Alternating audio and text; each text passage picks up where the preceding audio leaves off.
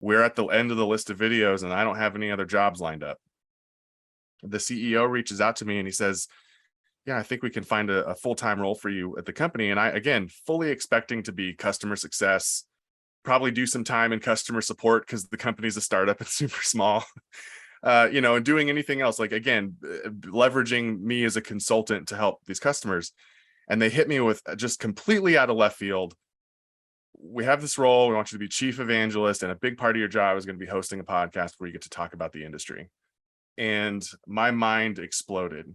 And the thing I have to tell you, Ethan, is that I have heard many times from many managers throughout my career that I have a tendency to commandeer the conversation in group settings.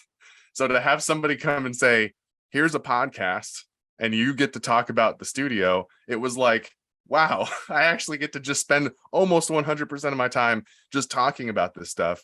And then that has since split into more speaking engagements at events and just being out there and talking to customers. Like it was a wild career pivot for me. I was on a very clear path, a very clear trajectory.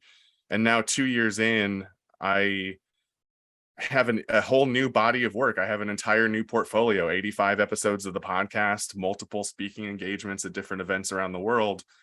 And, still just learning a ton. And the byproduct of this that's been really interesting is realizing how young my industry is and how much of a role those of us who've been working in it since around 2010 have had in the sort of the evolution and the development of it. And that's been a really exciting thing for me to learn. But yeah, that's kind of it in a nutshell. It was totally out of left field, but it's been, to sound kind of cliche, it's been a little bit of a dream job.